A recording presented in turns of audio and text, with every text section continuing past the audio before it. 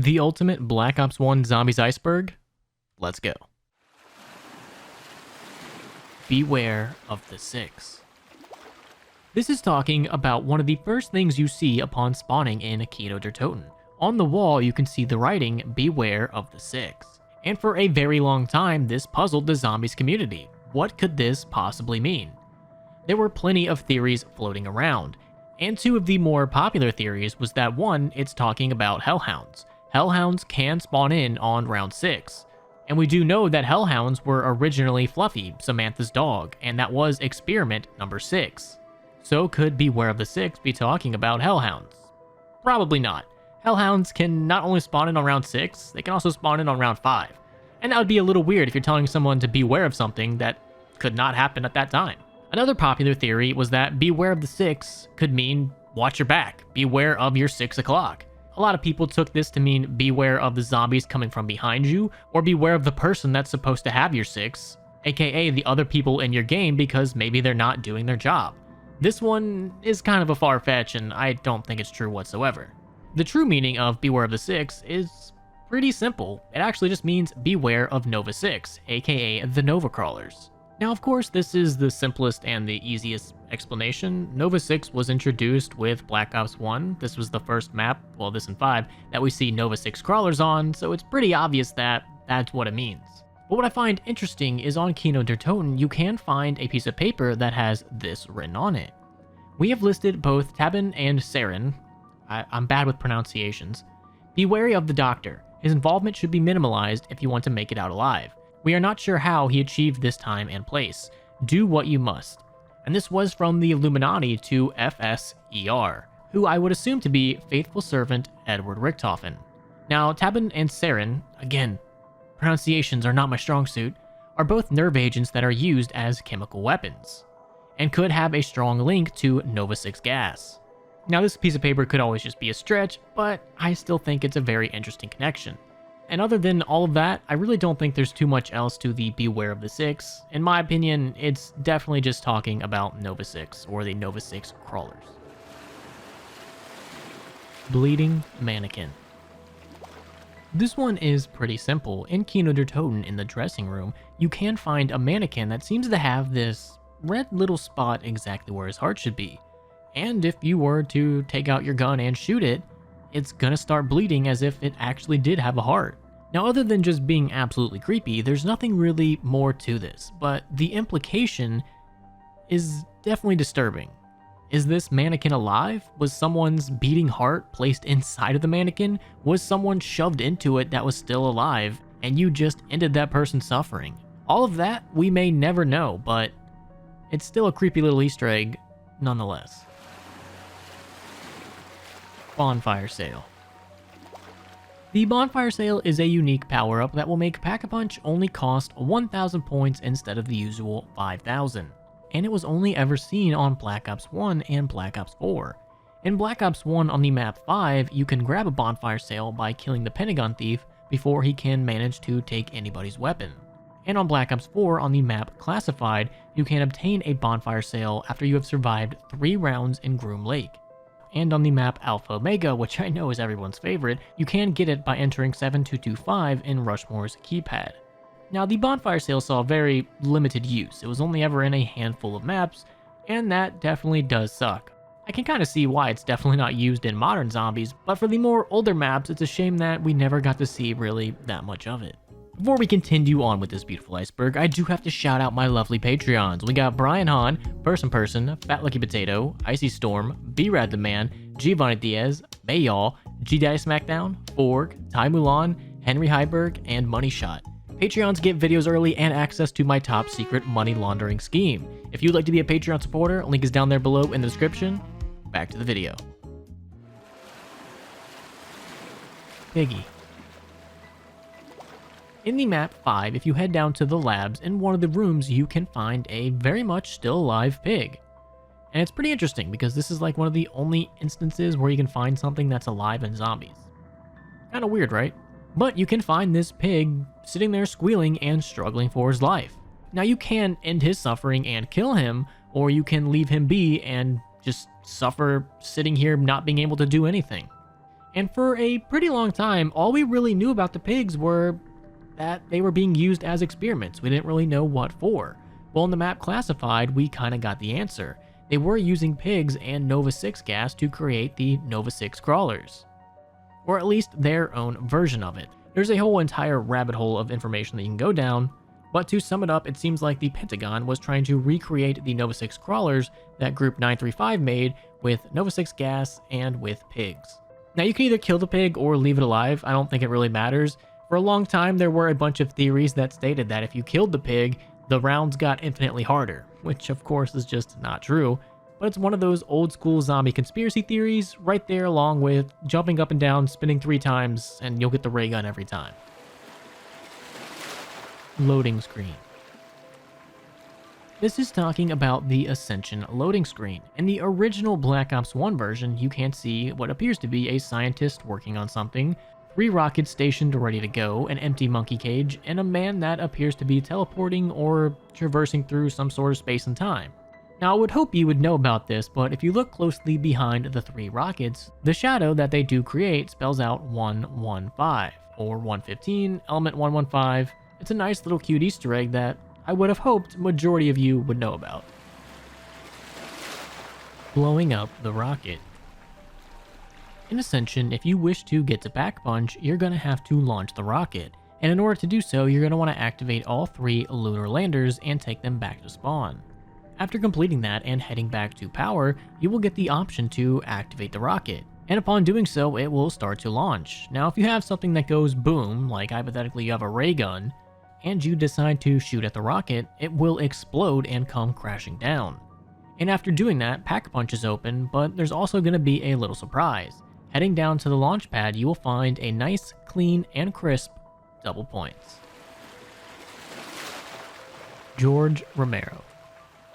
George Romero is arguably one of the first big boss zombies that we ever have seen. Now, of course, you had the Hellhounds and the Nova Crawlers, and even the Pentagon Thief, but in my opinion, George Romero is definitely one of the OGs. Spawning in with you on round 1 and having a 250,000 health per player, so if you have 4 players, he's going to have 1 million points of health. He is definitely not something that you can take care of on an early round. Following you slowly and constantly around the map, if you happen to shoot him and get him pissed off, he will get a little bit of a visual upgrade and start chasing you down. The only way to calm him down would be to use a VR11 or get him into a body of water. Now say you want to take on the daunting task of actually killing him. Well, number 1, it might take a while. And number 2, if you are able to actually successfully kill him, you will get a free perk and a death machine. But if you have done the Easter egg, that death machine becomes the Wonderwaff. And after taking a round off, he'll spawn back in and you're going to have to deal with them all over again. Now, a couple things that you might not have known is there are actually a couple weapons that do a little bit better against George than others. Of course, you might know about the sniper rifles, which are amazing against George, but a couple other weapons that are really powerful against him would be the FAMAS with a 9.25 damage multiplier, you have the UG and Commando with a 4.75 damage multiplier, and the Galil and the FNFAL with a 3.5 damage multiplier. So if you can't get a sniper rifle, honestly the FAMAS is not a bad choice. Now, when you do use these weapons, you really have to shoot 1 bullet at a time, because after you shoot him, he kind of becomes like invincible for like a half second, and if you just go full auto, you're really just wasting ammo. And you might be thinking, well, I could just use the Matryoshka dolls. Well, those only do 5% of their normal damage to George. Those Matryoshka dolls are actually pretty powerful, and if they did their full damage, George would be taken care of pretty quick. But if you want my advice, stick with sniper rifles and just keep them in spawn. Shangri-La boss zombies. Now, Shangri-La has a variety of zombie bosses, but I believe this is just talking about the Shrieker and the Napalm. The Shrieker will only spawn in after round 4 and will appear every 1 to 3 rounds, having 2.5 times the amount of health of that of a normal zombie, but only being able to do about 10 damage per hit, so they're fairly weak when it comes to attack. But their claim to fame is that annoying shrieking ability that can kind of blind you and disorientate you. Honestly, any zombie attack that messes with my vision, I'm not a huge fan of. Now, the other boss zombie is going to be the Napalm zombie that has 4 times the health of a normal zombie and is multiplied by the number of players. And if you thought setting down a spike more is going to help you, well, you better think again because the spike mores do 0 damage to the napalm zombie. I'm assuming they put that in there to make that one step in the Easter egg just a little bit easier. Now, napalm zombies will only spawn in after round 5 and will spawn in 1 to every 2 rounds. And these guys are definitely very, very dangerous. If you are in their direct explosion zone, they're going to do 250 points of damage. Now, if you're a little bit a ways away, but you're still in that impact zone, they're going to do 100 points of damage. And if the napalm zombie is either tiny or wet, it will only do a quarter of its normal damage. And after it explodes and leaves around a little fire, that fire will do 10 points of damage per hit to the player every 0.5 seconds. So that fire damage can really add up. So in my opinion, probably the best way to deal with this guy is hit him with the baby maker and then punt kick his ass as far away as humanly possible. Female zombie. Now it might seem weird, but Shangri-La was pretty innovative. It actually was the first map to have a female zombie. And that's like really weird to think about. Like you really wouldn't think that it took that long to have just a female zombie, something that really isn't that big of a deal. But that would be correct. Shangri-La was the first one. They're just your average normal zombie that spawns in, just happens to be a woman. And finally, we get a little bit of equality in zombies. I was tired of just shooting male zombies. It's called equality. I should be able to shoot female zombies just as much as the male zombie. Astronaut zombie. One of the most creepy boss zombies, in my opinion, has to be the astronaut. I mean, just listen to this thing walking. It's terrifying.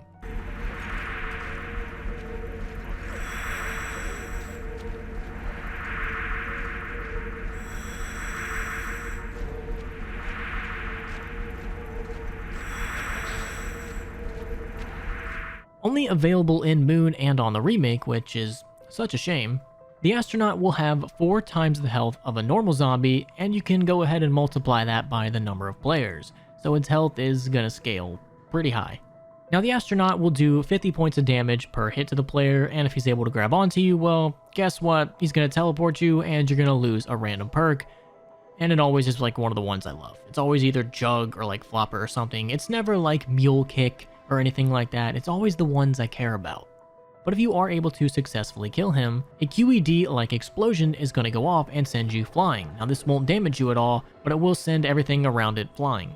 And one of the more interesting parts about the astronaut is the name. If you are playing solo, it's going to be a set of predetermined names. But if you are playing with more people, back in the Xbox 360 days, it would take someone from the hostess friends list and make that person the astronaut until you killed them, and then it would find a different name. And I loved that. The amount of times it would pick one of my friends' names and I would go out of my way to make sure I killed that was just too many times to count. Now the lore explanation behind the astronaut was actually revealed in Black Ops 4. And it was said that the astronaut zombies were failed attempts by Dr. Schuster in sending astronauts to Griffin Station to act as test subjects to establish a link from Groom Lake. Which, I mean, we pretty much always guessed that they were just failed experiments of sending astronauts to the moon, but it's nice that we have some confirmation. The Hacker. The Hacker is honestly one of my favorite things in zombies. It just does so many things and really changes up how you play. Upon getting the Hacker and ending the round, you're gonna get 500 points, and if you continue to hold the Hacker without dropping it, you will get an extra 500 points, which will cap out at 2,500 points. So holding the Hacker for a couple rounds is just literally free money. But free money's not all it does. You are able to hack a lot of things. You can hack another player, which will transfer 500 points to that player, and it costs, of course, 500 points, and it takes 10 seconds.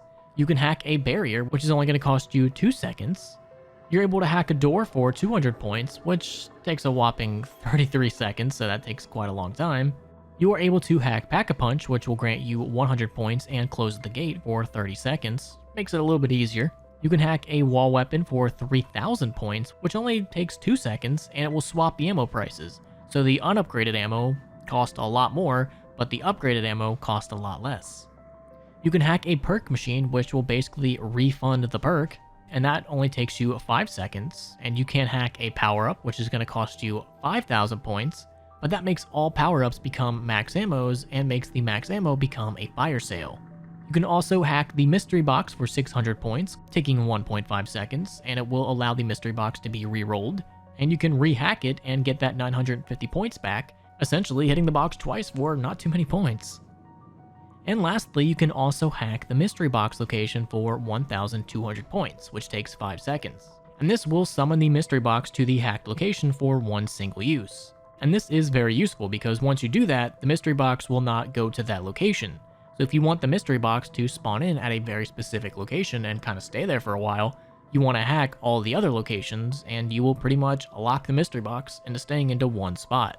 So the hacker definitely has many uses, and I'm honestly kind of surprised we really never saw more of it or more things like this.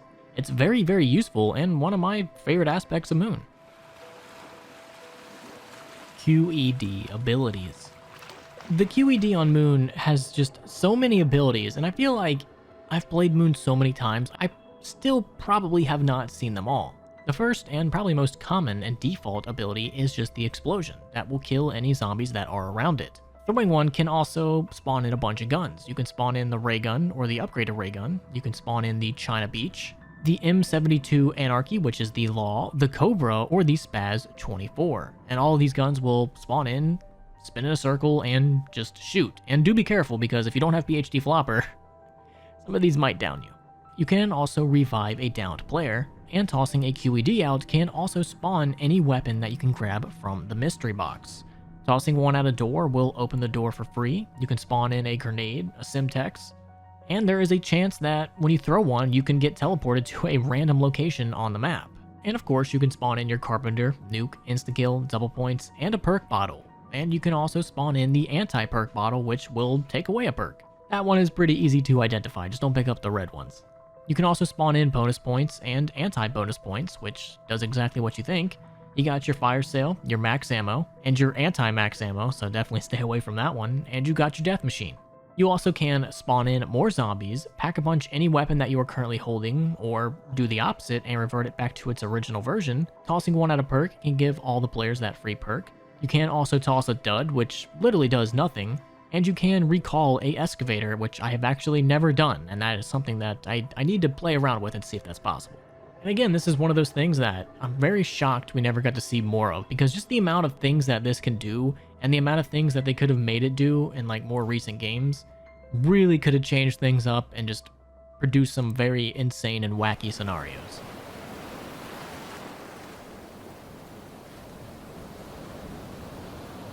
DLC 4.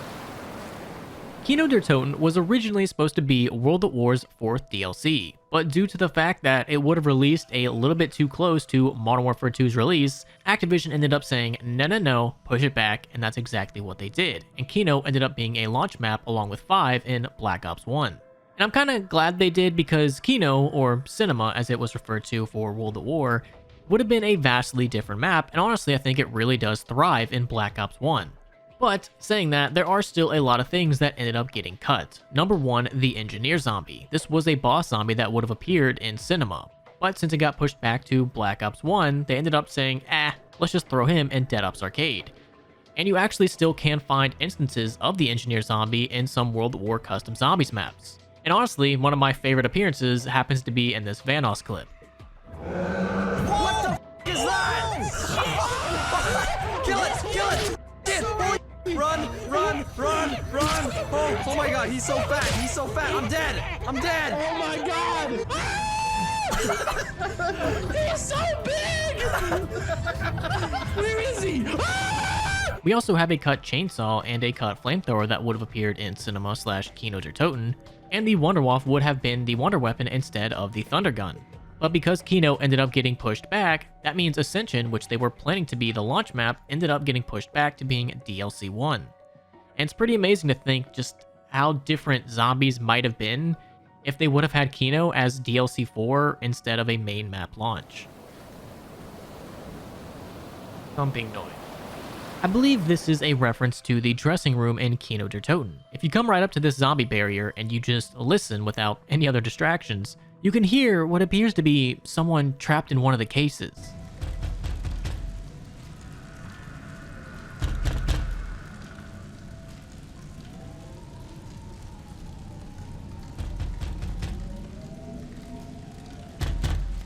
Now, we really never learned anything about this. There's been plenty of speculations and theories, such as it being a person, it being a zombie, it being a Nova Crawler, to many other ridiculous theories, but the simple truth of it is something alive is trapped in there and is begging for help to get out.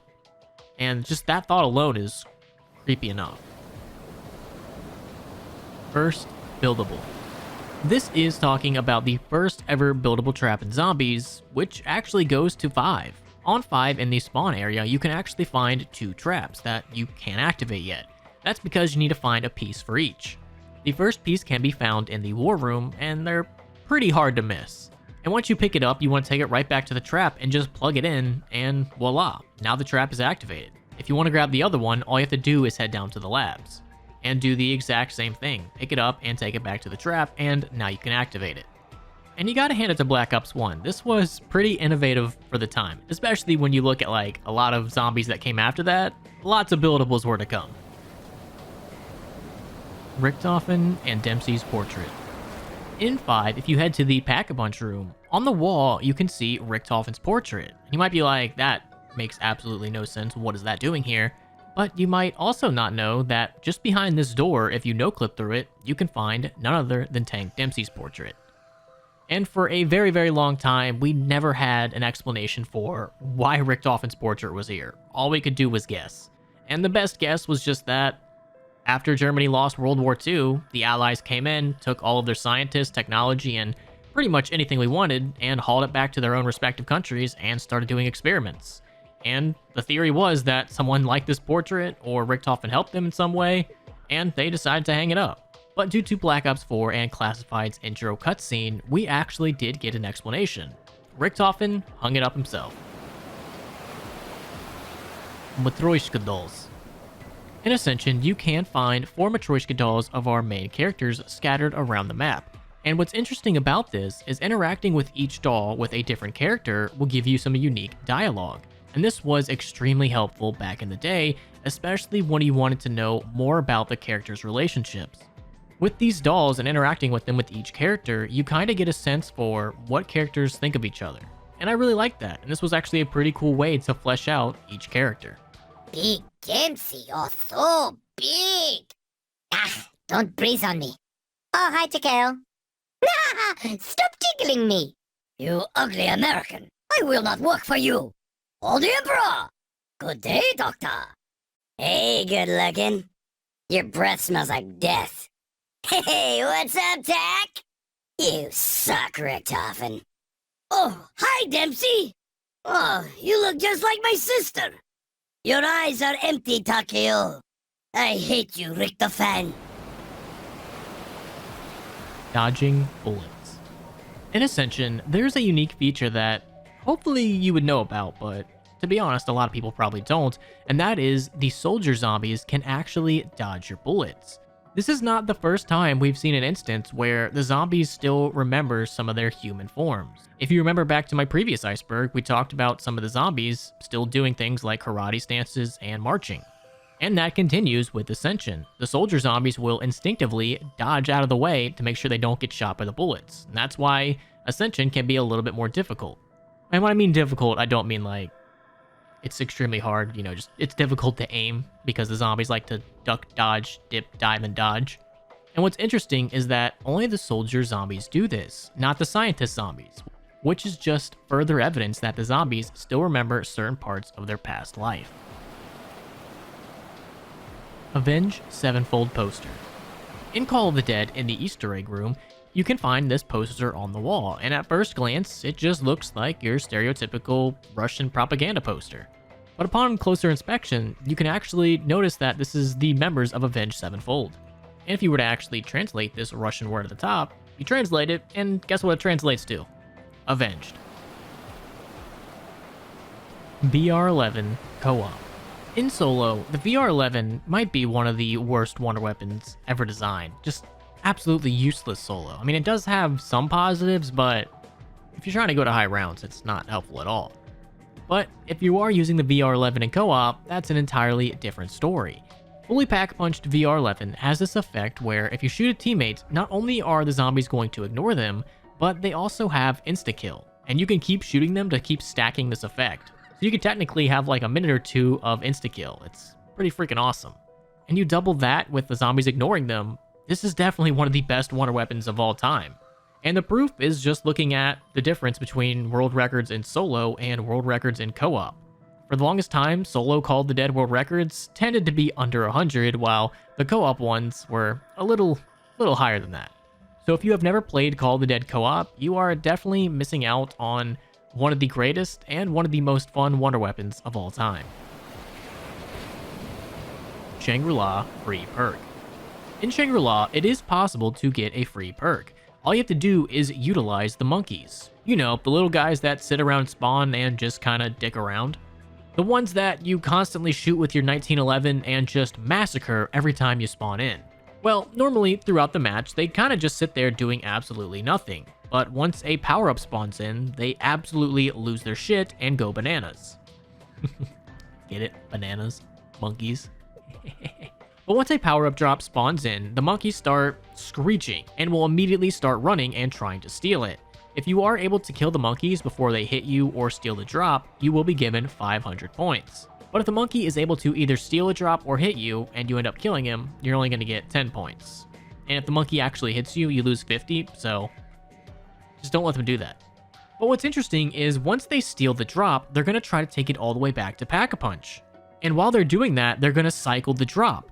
So they will cycle through like Carpenter, Double Points, Fire Sale, Insta-Kill, Max Ammo, Nuke. And if you shoot the monkey and kill it, you're going to get whatever drop was currently loaded. But what makes this interesting is if they steal a Max Ammo, one of the possible drops that shows up is going to be the random perk bottle. And you better be quick because you only have about half a second to shoot that monkey before it switches to something else. And it's not like it's only a one-time thing, it's going to constantly be cycling and cycling over. So if you miss it and you hesitate or something, don't worry, it's not like the end of the world. But you do have to be on the ball and be very, very fast. In all my years of playing zombies, I've never actually been able to do this like in a real match. I've been able to do it when I'm like purposely trying to on early rounds for footage, and even then it's like sometimes. So you really got to be on the ball with this and paying attention if you want that free perk because it goes fast, man. Brock and Gary. Brock and Gary were two British explorers who were out to prove the existence of Agartha, and while trekking through the mountains, they ended up coming across Shangri-La.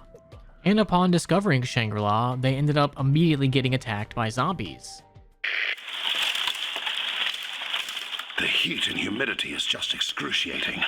According to the locals, the temple should be in this mountain range just up this river. Gary, do you hear that?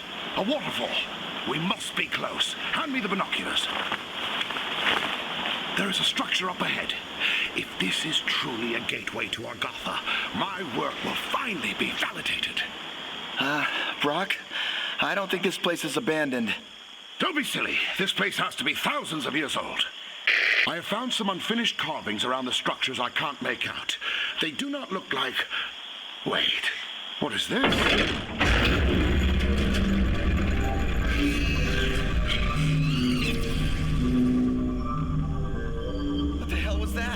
Why is the sky dark? It's an eclipse. We must have... Run!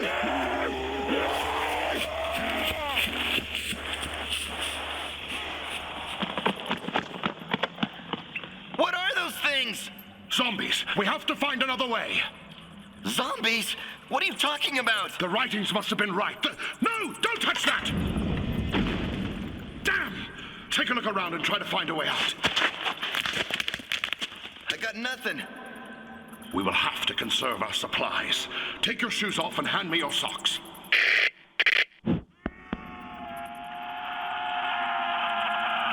I have been trapped in the temple structure for days.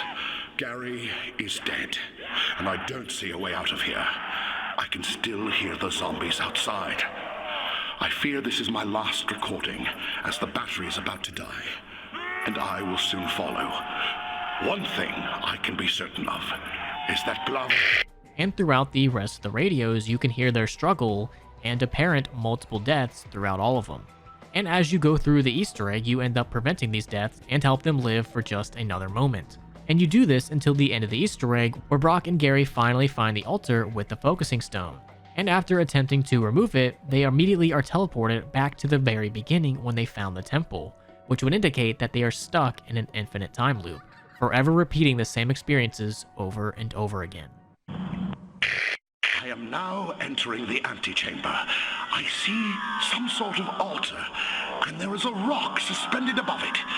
This is just wonderful. An inscription.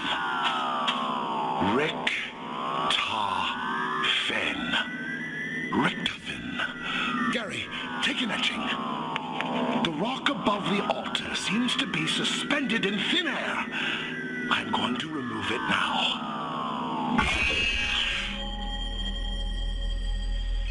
We've been in this jungle for days and haven't seen any sign of this hidden temple. I cannot give up. It has to be here. I can't shake this feeling like we're going in circles. We should get to higher ground and take a look.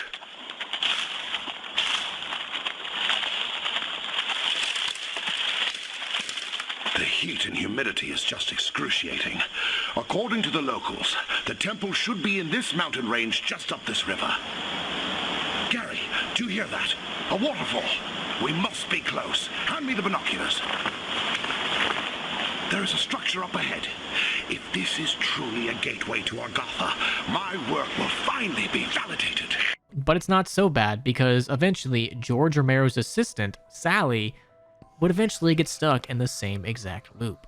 And if you're wondering what happened to the Brock and Gary of the other dimensions, aka the one with Zetsubo Nishima, well, after discovering Shangri-La, their plane ends up crashing into the mountains as a result of a freak atmospheric attempt. So it seems like no matter what dimension, what universe Brock and Gary are in, only one thing is for certain.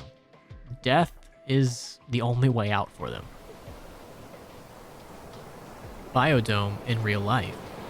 When you think of the real life biodome, you'd be pretty upset to discover that it's not actually on the moon.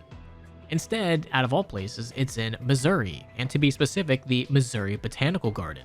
Here in the Missouri Botanical Garden, you can find what is called the Climatron, which is basically just a giant dome that houses tons of tropical plants. And putting this side by side with the biodome, you can definitely see that this is the inspiration, and even Jimmy Zielinski himself has kind of hinted at it. But what's really interesting is in the same botanical garden, we can find the buried hedge maze. So not only does the Missouri Botanical Garden hold moon, it also holds buried. And there is a much deeper connection than just surface level stuff here. And we're going to go into that, but that's much farther down the list. That's a little too advanced for this early.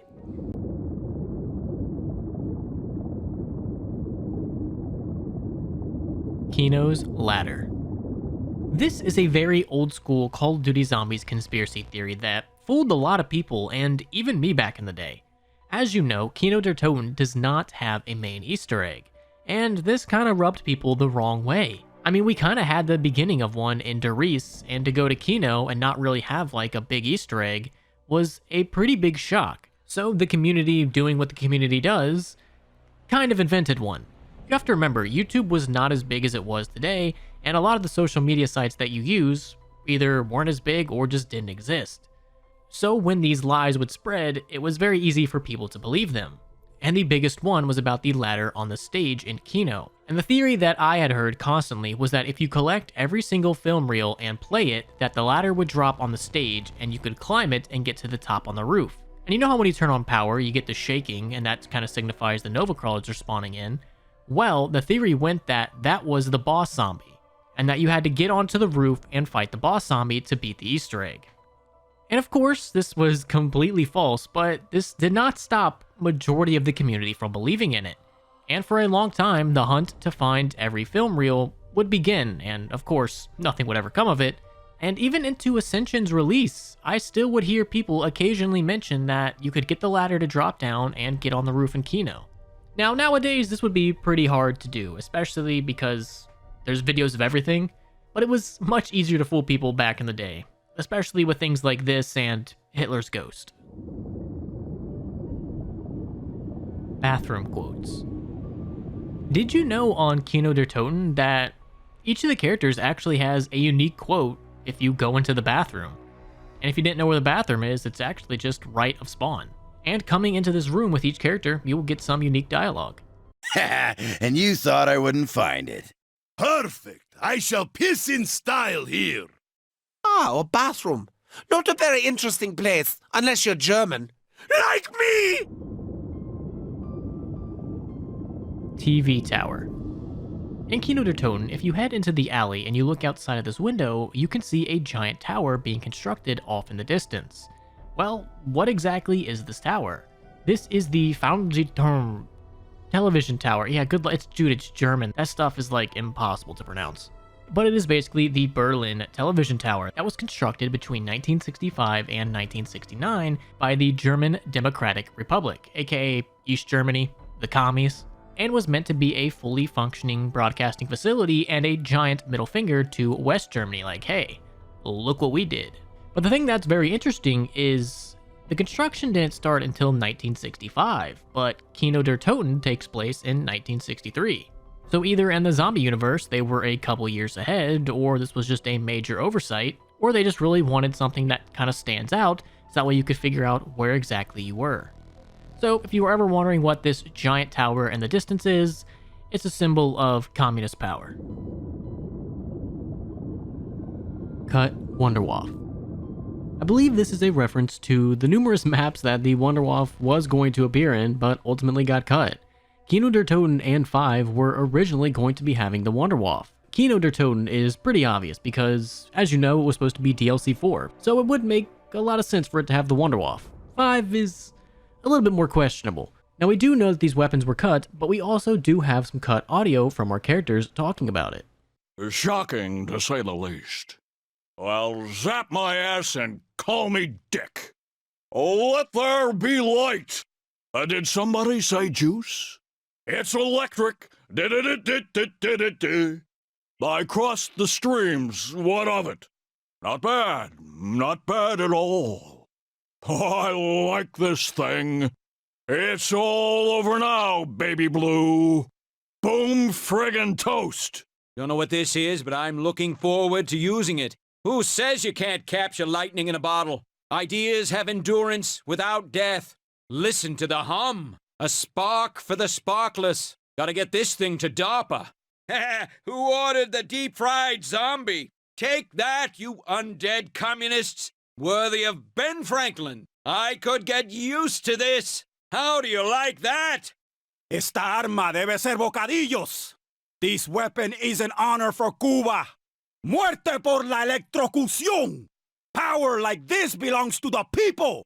The walking worm food will feel the sting of my rabia nuclear. A weapon fit for a comandante en jefe. I can get used to this. Zap it up. Burned by the light of the revolution. This is why the revolution will triumph. Compliments of a socialist ideals. Look at the chain of pain. The slugs will know pain. They will know agony. Just what I always wanted. Vengeance. I will bring down the lightning of democracy with this. I will lay waste to these hellions. This will end the Z-War. You've been fried. Shock therapy works every time. Electric Zack attack. Smells like burnt toast. 130,000 miles per hour. 54,000 degrees Fahrenheit. A truly effective weapon. Hell yes! Bring it, you nasty squags! Hey, zombies! You like waffles? The DG2. One slick piece of machinery. Wonder Waffle. Yeah, thing of beauty. The waffle! Killing zombies made easy in one single step, batteries included. Element 115, concentrated to a single beam of pure badassery. Wait, how the hell do I know that? Welcome to the party, meat sacks! They've got zero chance against me and the Wonder Waffle! You see that? Holy shitballs! Time to fry, freak nuggets! Zzz, zap! Woohoo! Oh, great, it's the wonderful waffle! Hell, pigs, I am coming! Now, this gun makes Nikolai a very happy Cossack.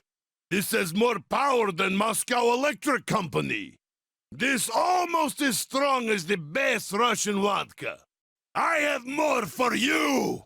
Taste the power of the Red Menace! Electrocution, just like the Gulag! What fun! Good times! Ha! You die like the dogs that you are! I think I saw his bones for a split second! This will make for a fun time. I will shock them into submission. I finally get to turn with the Wunderwaffe. Behold, electric katana! It is on now, freak bags! The kamikaze strikes! Begone! The divine wind carries you away! Hadoken! Their bones are dust! Ah! The Wunderwaffe Digital! Oh, I've missed you! This will be the shock of a lifetime. Oh, the element of power! The epitome of my genius! How many can I play this at once? Joy is the slaughtering of the meek with the Wunderwaffe. Listen, do you hear its joy? The doctor sends his regards. Shocking! Feels the power of the element. Maza, is that you? You mustn't tell anyone! Oh, what I wouldn't give to feel that kind of power. Table glitch. This is a reference to the infamous table glitch in the starting room on 5. This glitch was so popular, you would randomly load up into lobbies and people would be asking, hey, do you guys want to do the table glitch? I remember getting on it all the time with my friends. Now, it wasn't useful like whatsoever. You'd get into the teens and then you would run out of ammo and then someone would have to get off to go get more. But it was still a very fun glitch to do because it was just so easy. In order to do it, you want to come over here to this window and you want to rebuild the boards so that way you have these two outside ones only. The inside ones don't matter, but the outside ones can only be these two. And then you would be able to jump on one and jump on the other, and then you would be able to make your way to the table. And the zombies would all just gather up around the table and would never actually be able to hit you. Now, for people that can't go to high rounds, this is awesome. You can never die, but like, it's not useful for high rounds whatsoever. You need ammo. You need to get out and find a way to kill zombies to get to higher and higher rounds. So sitting on a table with an M14 is just not gonna cut it. The Pentagon Thief. I'm not sure if this is talking about anything specific, so let's just try to cover him as a whole. Back in Black Ops 1, we really didn't know too much about the Pentagon Thief, other than the fact that when he spawns in every couple rounds, he will chase people around and try to steal their guns. He will never injure them, just try to rob you. And if you're playing with multiple people, whoever he is chasing will be the only one able to see him. Everybody else will be able to hear him and see those floating red numbers. If you can manage to kill him before he takes anybody's weapon, congratulations, you get a max ammo and a bonfire sale, making Pack-a-Punch only 1,000. If he is able to take a weapon and you still manage to kill him, you get a fire sale and a max ammo. But if he can't survive long enough to take your weapon and disappear, he is only going to leave a max ammo down in the labs. And what a lot of people might not know is his health. The Pentagon Thief's health is actually pretty interesting. It's going to be whatever round you're on times 2,000.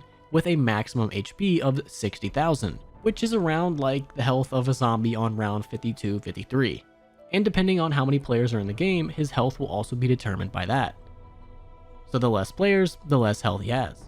And for a long time, that's all we really knew about him. We knew these creepy sounds that he would make when he's chasing you. On his bag that he carries around, in Illuminati code, the words "living dead" can be decoded.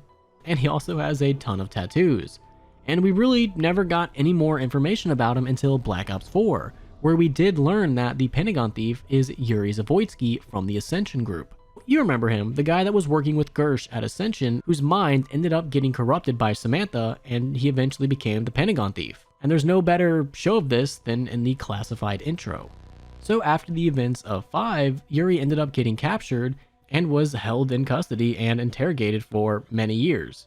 And during his interrogation by Cornelius Purnell in Alpha Omega, he actually kinda gives us a reason why he just takes the weapons. It's just because he was trying to obey Samantha. He says, I swear, I tell you what I know.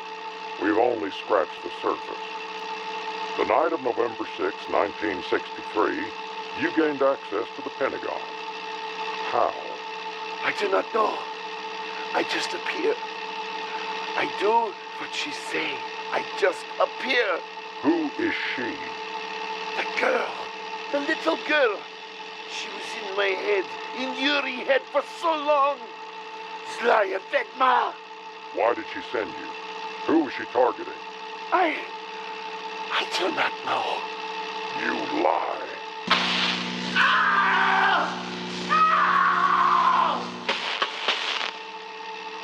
Tell me who she was targeting? People who tried to stop her. She sent me to stop them. I obey. Try to stop them. I take weapon.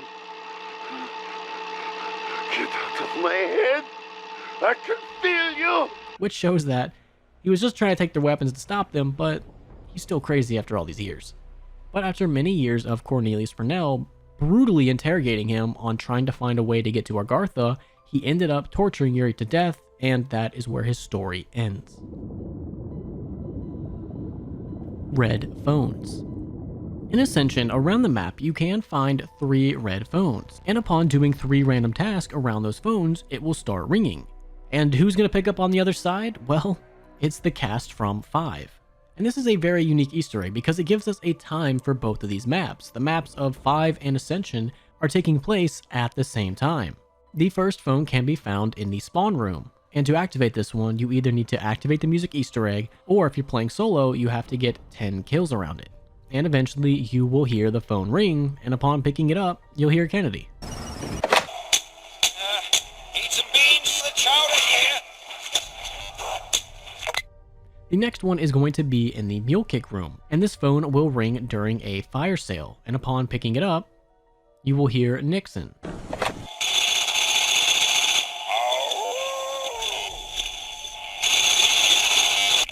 And the last and final red phone is going to be near PhD Flopper. And to get this one, you will have to receive the ray gun from the mystery box, and upon picking it up, you will hear Fidel Castro. Come to me! The revolution dies without Fidel Castro!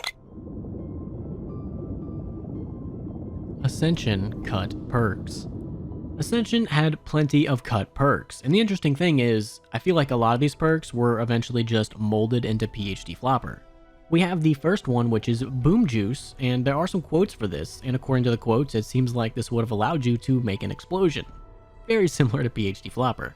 Boom juice! Hell yeah, that drink is made just for me! This has texture like oil painting. Like a kamikaze on a hot day. The drink that makes you go boom! There's also another one called DPT Boom, which could have been an earlier version of Boom Juice, because there are some quotes for it that are very similar to the Boom Juice one.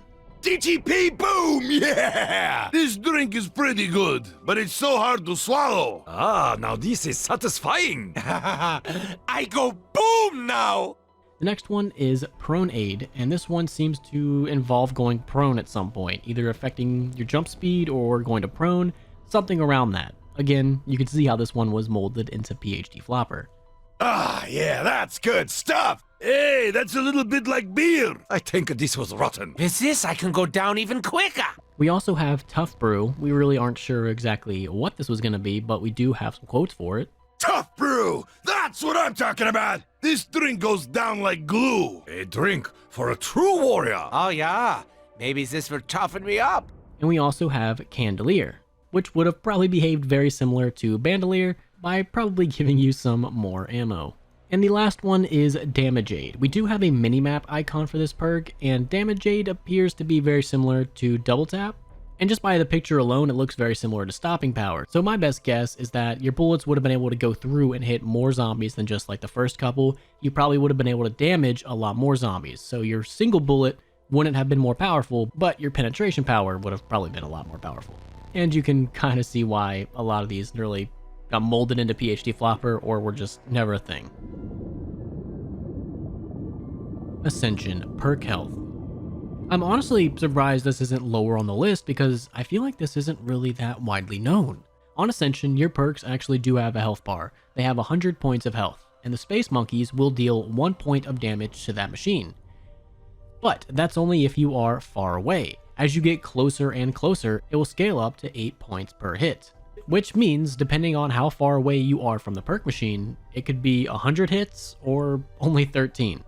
So that's why when you get closer to the perks, it seems like they steal it a lot faster. That's because they're doing a lot more damage. So it actually is kind of beneficial to just let them go to town on stamina while you worry about the other perks, because they got like 100 hits to go. Lightning Bolt Power-Up.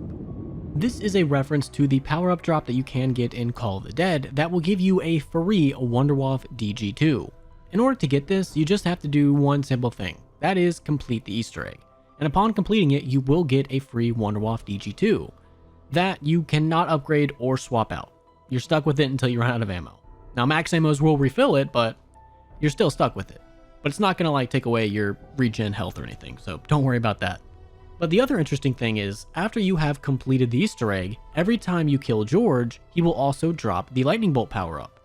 So every time you kill him, you'll get a free Wonderwaff.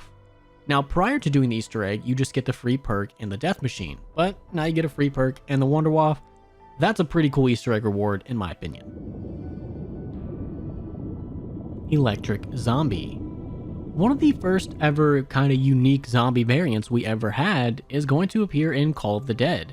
The electric zombies can only be created after George decides to spaz out with his little, giant stage light and create some electric zombies. And they behave very similar to the ones that we're used to in zombies nowadays. If they hit you, they're gonna electrocute you, and they will slow you down and impact your vision. And you top that with the normal stun that George can give you every time he decides to go crazy, a lot of that can add up to be very, very annoying. But I still think that's actually really interesting. One of the first ever electric zombies that we ever saw was created by George Romero in Call of the Dead. Minecart Voices. When I first read this at a glance, I thought this said Minecraft Voices, and I was so confused for like a half second. But this is talking about the minecart in Shangri-La that cost you 250 points to take. And upon taking it and being very silent and not shooting your gun, you can hear some eerie whispers and voices. And if you pay close enough attention, you will notice that these are the same voices from the Kino der Toten Samantha's Good Room.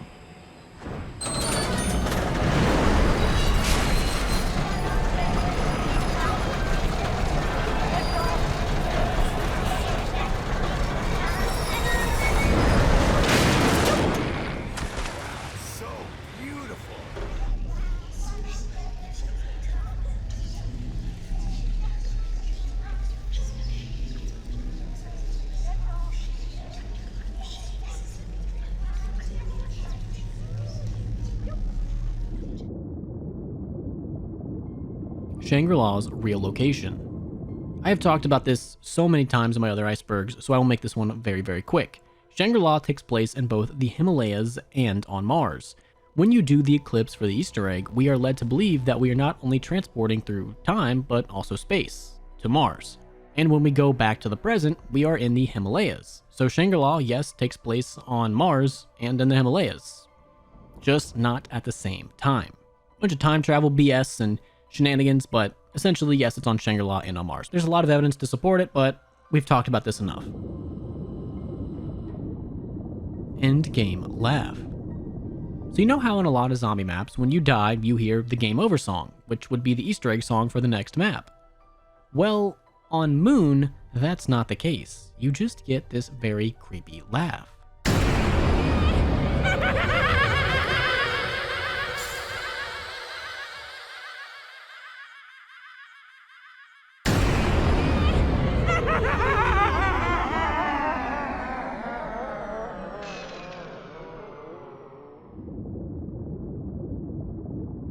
Playing as Samantha. One of the coolest parts about Moon has to be the Easter egg. The steps are kind of annoying, but the storyline and the information we got from the Easter egg was amazing. And at one point, Samantha and Richtofen switch bodies, and when they do, the zombie's eyes change color, you get a new fire sale song, and you're playing as Samantha Maxis, who has a whole array of quotes. I'm going to make them scream in agony. This has all turned into a really bad dream. Why did Daddy have to die? I hate Edward. He has lied to Daddy since I was just a little girl.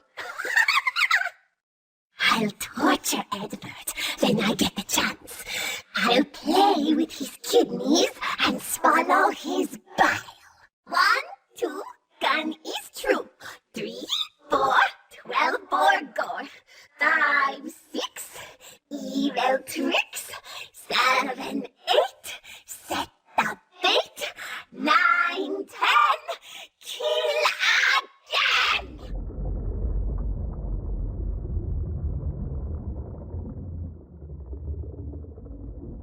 The Ugg Wallby. One of the greatest tragedies of all time has to be the taking out of the Ugg Wallby on Kino der Toten for Xbox, PlayStation, and PC. If you happen to be playing on the Wii and you go up to the podium on the stage, you can buy the UGG from the wall. Why they took this out of the other games and it's only available on the Wii, I will never know, but this is a travesty and I will forever hold this grudge. Der Riese chalkboard in Kino.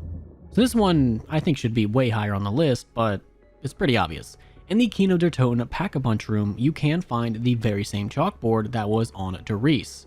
If you would like to know more about what is on here, check out my World War Zombies Iceberg. We talk way more about it in depth. But if you also look to the right of this chalkboard, you will see the very same corkboard that was on Verrückt. And I don't know if they were placed here just to be placed here, or if they were a subtle nod to World War Zombies, because as we know, Kino, DLC 4. So maybe they were just giving us a good old nod to that, or maybe there's much deeper storyline implications. I don't know. I don't think it's that deep. I think it's just they needed something to place there. The best zombies map of all time. Kino der Toten Black Ops 1. This has become quite the meme in the zombies community, and if you were wondering where it originates from, it all goes back to a Chaos Silencer Zombies ranking video, in which he declares Kino der Toten as the greatest zombies map of all time. Which, while I love Kino, and it's definitely one of my favorites, I don't think that's true whatsoever. I mean, come on, you got Ascension right there. And you also have 5, which, weirdly enough, is slowly becoming one of my favorite maps. I don't know why. Cut Hellhounds. Hellhounds were originally going to appear on 5, and I'm kinda glad they didn't. Kind of unpopular opinion, but I really do like the Pentagon Thief. I love unique bosses like that, and a boss that doesn't try to kill you but takes your weapons and just runs around the map, pretty cool. But Hellhounds were originally going to take place on 5, and they were cut for unknown reasons. But luckily for you, we still do have some quotes from the characters that reference them. And for the people that get mad at me playing quotes, I just think it's awesome. I like learning as much about these games as humanly possible, and to hear quotes that you would never hear in-game, in my opinion, I love it. Leave Checkers alone. Nowhere near as pretty as my boy Checkers. Sit, stay, stay. Let's play fetch the grenade. Who's a good boy? Boom goes the doggy. You ain't got nothing on Checkers. Back to the pit with you. I dropped you like a bad habit. Looks worse than the DNC. Gotta walk the dog in the park. Looks like Dickie Nixon's mutt Checkers. Antihistamine. My nose may run, but I will not. Sit. Stay. Die. Good. I hate dogs. That's for making me sneeze. Defecate in your own yard, you ugly mutt. Now, play dead. I will wipe you from the face of this earth. You will die like a capitalist pig. Come to me so that you may receive your treatment. I spit on you, dogs. Your stench makes my stomach turn. Muérete, perro del infierno. Back to your cage, beast. Your belt will adorn my walls. Die like the dog you are. Perro travieso. Wasted. I am the true dog whisperer. Swept away on the winds of Marxism. No bitches will touch me. Smoking. If the president is allergic to them, then I am too. Ugh. Smells worse than a wet dog. Here, puppy, I have a treat for you. Could use a dog trainer here. Uglier than Nixon's dog, Checkers. The president didn't appreciate your canine dander. I'm blowing every dog away. Watch it, Dick. Take that brimstone stink elsewhere, beast. Submit! No dogs allowed. There's only one alpha here, and his name is Jack. More like hell puppies. They fall as easy as their rotting brethren. I will use your hides to carpet my den, mongrels. PSA of the day. Spay and neuter your dogs.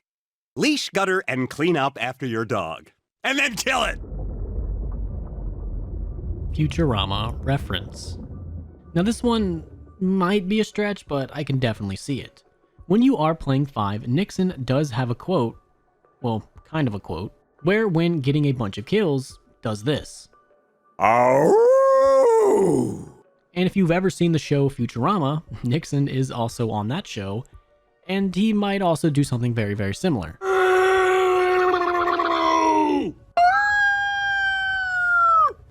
Now, is it a reference? I believe so, because just around the time this map came out, Futurama was big, but it could also be a stretch, but I choose to believe it because it's more interesting that way.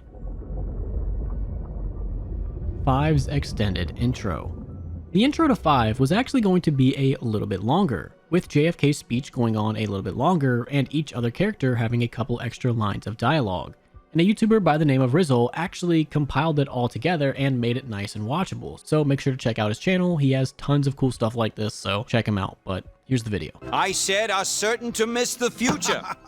Coño, I missed that. Prime Minister Castro, this missile crisis was the last straw. We almost blew ourselves up. Now, we invited you here today... In good faith. In good faith. To sort this thing out. And why is he here? He lost. As I always say, forgive your enemies, but remember their names. What was that? Just a storm, Dick. Sit down. Now, gentlemen, as I like to think, in the long history of the world, there are only a few generations that are granted the role of defending freedom in its hour of maximum danger. I do not shrink from this responsibility. I welcome it. Sounds like someone breaking in! Oh my God! It appears the Pentagon has been breached. We are under attack by legions of the undead. Zombies. Gentlemen, at times like these, our capacity for retaliation must be and has to be massive to deter all forms of aggression. No! Glorioso! Gentlemen, lock and load. Viva la revolución. Any last words, Mr. President? Yes, Jack. Any superlative words of inspiration for our humble troops? Do not pray for easy lives, my friends. Pray to be stronger men.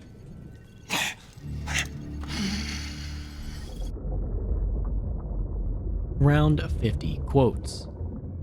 This is talking about Call of the Dead, where upon reaching round 50, each character actually has a unique quote. And what's pretty funny is they're all referencing like cheating or using glitches or mods or something to get to that round because, I mean, do you remember the 5 table glitch? There were a lot of glitches in Black Ops 1 that people tried to use and abuse to get to high rounds, and Call of the Dead was definitely no exception. But I still think that these quotes are really interesting, and I like the little poke at the community. Someone might be cheating.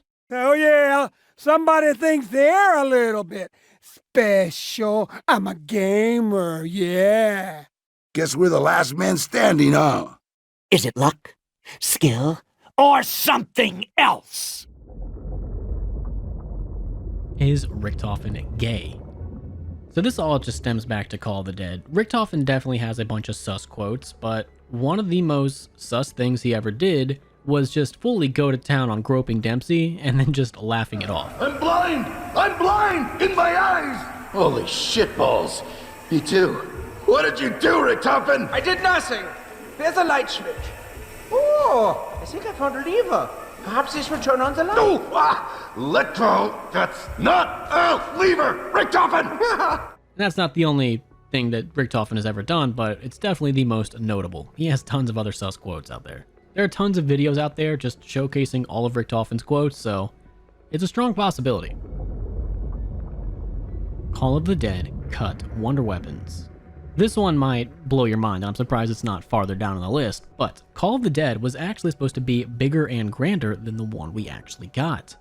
And the reason a lot of this was changed around was, well, the rumor goes, is that Takio's voice actor was actually sick and unable to record his lines. So they ended up getting a celebrity cast instead. Hence why, during the Easter egg, Takio is only ever heard puking. And with the celebrity cast, of course they had to change a lot of things around in the map, and one of those being the Easter egg. Rumors go that the Easter egg was going to be vastly different, and in this Easter egg you would have had multiple wonder weapons. Apparently these were all cut. The Wunderwaffe DG2, and it was kinda cut, but they brought it back as like the Easter egg reward, but I think they were meant to use it in a different way. The Gersh device, the Winter's Howl, the Thunder Gun, and the Monkey Bomb. And you might be like, Rabbit, that sounds stupid. Where are you getting this from? Well, there's actually a bunch of PA audio that would have came out over the speaker in the map that references all of these wonder weapons. Activated. Deactivated. Weapon unavailable. Awaiting authorization. Error. Max allotment of 2 weapons reached. Be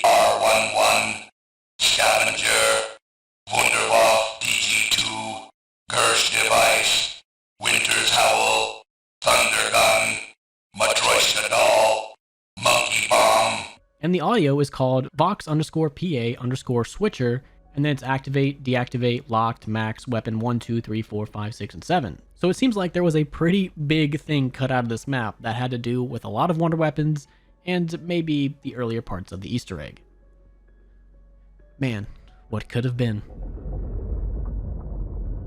Shangri-La cut areas.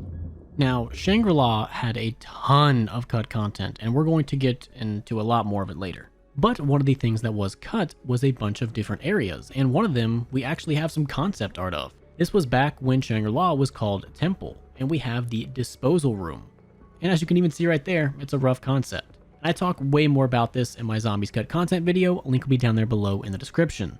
But just by looking at this image, it seems like this would have been the elevator room that was right next to the waterfall in the Shangri-La that we know. But in this concept art, it seems like this was just a place where they stored dead bodies, and it probably would have been gory and creepy to all hell. Again, if you want to know more about this and some other concept art from Shangri-La, check out my video down there below in the description, and this video's probably already long enough.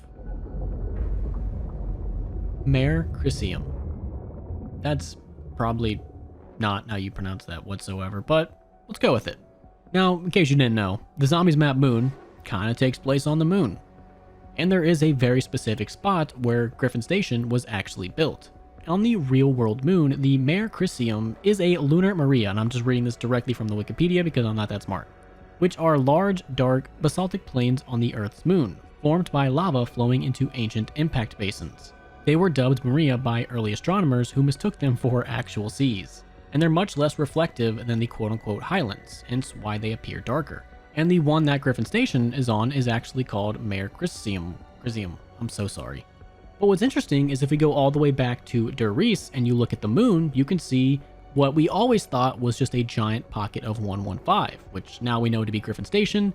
Was it always Griffin Station? No, because moon wasn't even thought up yet. But now we can go back and say it is. But if you look exactly where that 115/Griffin Station is, it's exactly where Mare Crisium is. So shout out to Treyarch for keeping things consistent.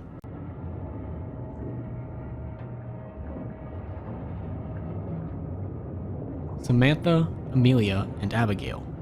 This is talking about the wall writings in Kino der Toten. At first glance, you just say, oh, it's Samantha Maxis, don't really know who Amelia is, and Abigail, that's Misty's first name from Black Ops 2, the Transit Crew, so maybe that's who that's talking about, and there's a little heart and JD. Now JD, of course we've seen this before, is JD 2020, the community manager at the time. But who is Amelia and is Abigail really Misty? We don't know. This is one of those unsolved Easter eggs in Zombies that keeps me up at night. It's so small, but we've never had an answer. We're going on like, what, 13 years now, and this has never been solved? That drives me absolutely insane.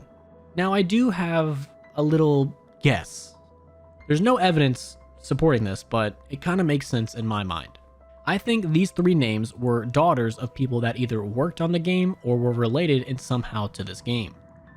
The reason I think that is because Samantha was Maxis' daughter, and because JD is right there. Why would they put the community manager right here? They could have put him anywhere else. But why would he specifically be right here? So my guess is that these are actually real people's names in real life, and they threw them in here as a nod to developers, which they have done many, many times in the past. If anybody has any connections with anybody that worked on this game, please let me know, because this Easter egg drives me insane. I need to know the answer to this. And if somehow I'm right, I will never let anybody ever hear the end of it. Kino der Toten in real life. Now, it's no surprise that Zombies takes a lot of inspiration from real life, and Kino der Toten is no exception. Kino is actually based on a very real theater called the Central Park Theater in Chicago, Illinois. And just going to this place on Google Maps and reading some of the reviews, of course they're all zombies related, and I just love that. That's hilarious. Keep that up. But there is a YouTube video called Huge Abandoned Chicago Theater by the YouTuber Free For All that actually goes and explores it. There's 4 minutes of it, and I'm only showing you clips here and there. So check out the full video, link is in the description. And man, it's pretty eerie just like watching this and seeing that, hey, I kind of know where all this is. And someday I would absolutely love to come here and explore it for myself and just see the real life Kino der Toten all for myself. Maybe one day I'll do a series where we visit all the Call of Duty Zombies locations in real life. If you want to see that, let me know down there below in the comments, because I have done something very similar with Fallout New Vegas. Link to that video will be in the description. Check it out, it's pretty cool. Manhattan Down. In Kino der Toten, exiting stage left and coming up to this room, you can see a bunch of letters on the ground, and some of them spell Manhattan Down. And for a long time, back when people thought there was a Kino der Toten Easter egg and you can get on the roof, a lot of people thought you had to like shoot these letters and spell out certain words. Well, I'm here to tell you that's just silly. But I believe Manhattan Down was actually giving us a hint to one of the passwords to the Black Ops 1 terminals. In Spawn, you can get out of the chair and access the terminals. And one of the ones you can access is called V-Bush, and the password for that is Manhattan. And accessing this, you get greeted with tons of new zombies information. Nothing like groundbreaking, but a lot of stuff to fill in some of the gaps from World at War to Black Ops 1. You have new files from Maxis and Richthofen, and to top it off, you even have some concept art of some maps. You have one of the Der Riese hallway, you have one of the 5 labs, and you have a couple of Kino, which showed kind of a completely different side of Kino. More creepier than the one we got. And there's just so much information in this terminal that I can't go through it all, but definitely look into it and check it out if you really enjoy World at War and Black Ops 1 zombies, especially the storyline. Quick Revive is in the wrong spot. I think this is talking about 5. So when you first boot up Black Ops 1 and you're looking at all those TVs, you're stuck in the chair and you have nothing better to do but watch like crappy YouTube videos like this one. Ranking every Call of Duty Zombies game from worst to best. But if you pay close enough attention, you will notice that we do see Quick Revive on 5, but on the TV, it's not in the right location. If we actually boot up 5, you will notice that it is in a completely different spot. So maybe right before the map was actually dropped, they decided to change the location. Or maybe when they made that video, they were still experimenting and playing around with where to put it. But all I know is, Treyarch and their false advertising, I'm gonna get you, Treyarch. Hearing Pack-a-Punch through the teleporter. This one actually, like, you would never think about it, and I never really noticed it until I was doing this video. But once you have all the death cons linked up on 5 and you're getting ready to head to Pack-a-Punch, if you don't jump in the teleporter and you just like sit here in front of it and listen, you can actually hear the Pack-a-Punch jingle. And that's one of those things where you just never noticed it until I pointed out. Like, it's so obvious, but you never paid attention to it.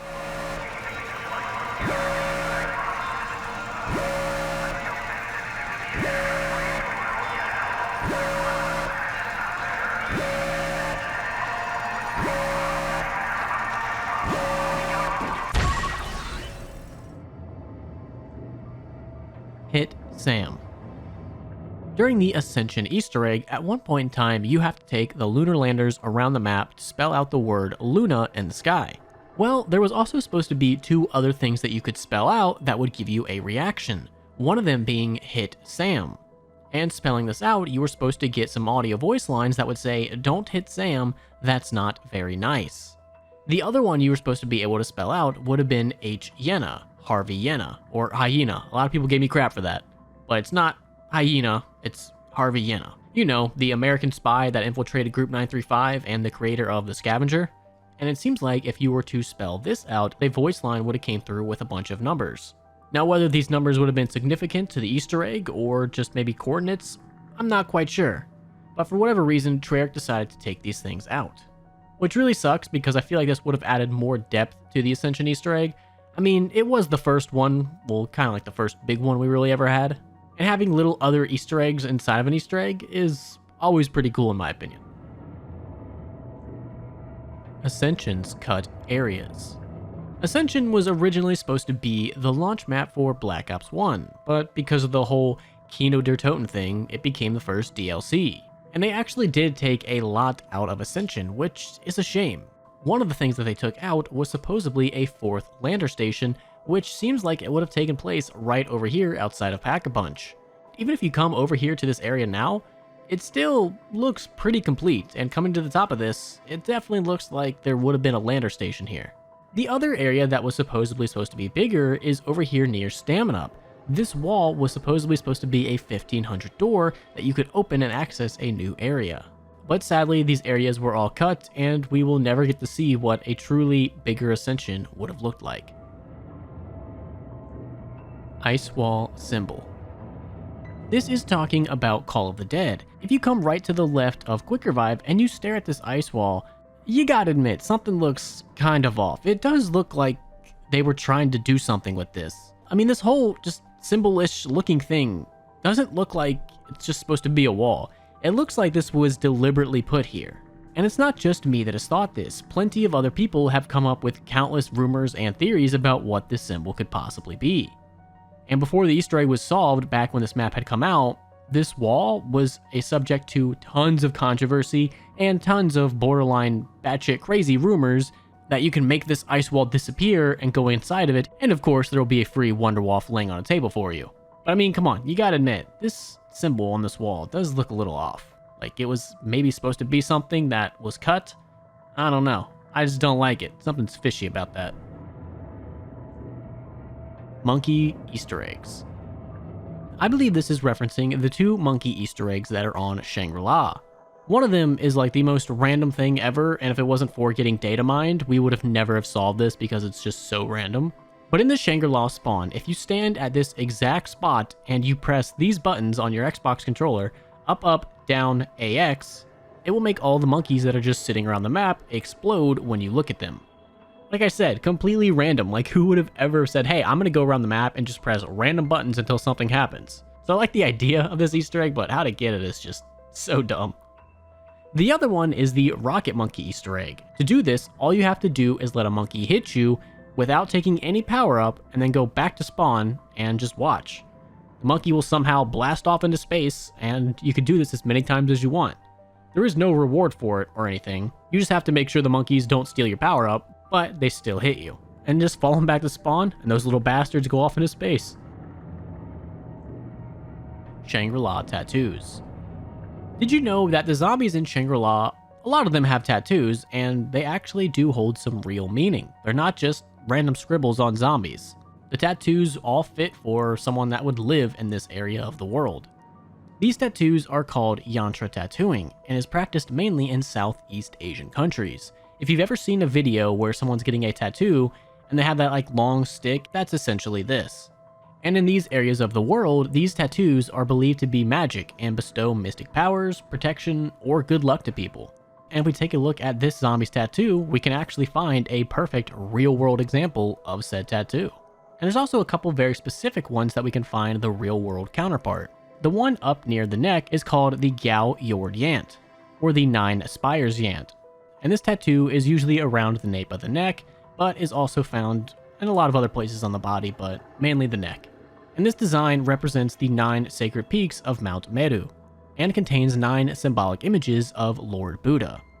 When it comes to the arm tattoos, you can see these long, thin ones. These are the Ha Taue Yant tattoos. I probably butchered that, I'm sorry. And each of these lines actually carry a different meaning, which are supposed to bestow various benefits. And it's said that this tattoo design is supposed to be very powerful and considered a sacred blessing, and should only be given by a Buddhist monk or a Brahmin priest. Now, if we look at the zombie's head tattoo, or the Payed Tidit, I'm so sorry, Japanese I can do, but not this. But this is also called the 8 Direction Yant, which is a sacred geometric yant containing 8 mantras written in 2 circles in the center of the design. And around it, it also has 8 representations of Lord Buddha. And it is said that this tattoo will give you protection in whichever direction you travel and ward off evil spirits. So it really looks like Treyarch did their research in this area of the world. They didn't just pick random tattoos that they saw on MySpace or whenever this map came out. Was MySpace big back then? Maybe it was like getting to be Facebook. I don't remember. But they actually decided to hit the books and find out what was appropriate for that area, and I gotta respect that. Moon's musical Easter eggs. Moon has a lot more musical Easter eggs than you think. Of course, we have the main one, Coming Home, but there is a lot of 8-bit remixes of regular zombie songs that are also on the map, and there's even an Avenged Sevenfold one. If you head into the labs and come up to the computers right next to the biodome and interact with it, this music Easter egg will start playing.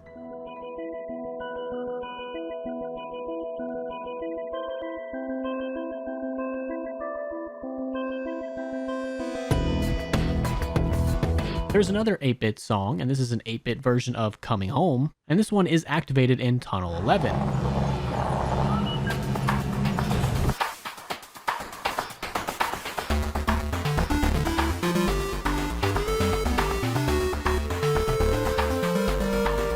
The last 8-bit song is going to be an 8-bit version of Pareidolia, and this one is in the labs coming straight from the power room.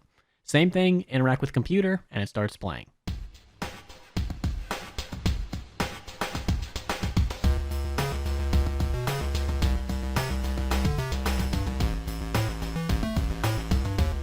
Now the last music Easter egg is actually Nightmare by Avenged Sevenfold. And to get this, all you have to do is get the achievement One Giant Leap. And that achievement is, in Moon, become trapped in the receiving area and free yourself through resurrection in co-op.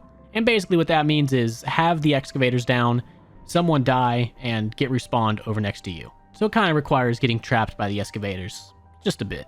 Now some of these Easter eggs did change for Black Ops 3, but they're all still in there, they just got reorganized a bit. Killing zombies is bad. I believe this is talking about a pretty important piece of information that we learned on Moon that was like widely ignored and kinda got swept under the rug for future maps. After you have done the Easter egg and Samantha and Richtofen switch bodies, Samantha gives us some pretty important information. Don't kill the zombies! He just gains power when you do! Stop tempting us to kill Edward! He just wants you to earn points faster! You just gave Teddy more power! So using those audio clues, we can kind of pick up that by killing more zombies, we're giving whoever is in charge of the pyramid more power. And that's kind of evident from just doing the Easter egg. As you kill zombies next to the soul canisters, it powers up the device. So maybe the reason that we have infinite waves of zombies coming at us is because it's making whoever is in charge more and more powerful. Hence why whoever's in charge keeps giving you max ammos, insta-kills, carpenters, and things like that. They want you to stay alive a little bit longer, so that way you can keep giving them more and more power. Because when you think about it, why would Samantha or Richtofen want you to have a max ammo? Why would they give you an insta-kill? Why would they give you a nuke if it wasn't going to help them at all? Why would they give you any of these things if it wasn't beneficial to them? If it was only beneficial to you, the person that's trying to kill them? So we learned this, in my opinion, pretty big bombshell in Moon, that a reason for majority of the things we see in zombies is because whoever's in the pyramid wants more power, but no one really noticed it. And from the games on out, it was kind of just ignored, and it seems like eventually it was just kind of rewritten to be Dr. Monty. And this is just one of those aspects of zombies that I look back on and think, man, I wonder where they were going to take this, because there's a lot of potential here.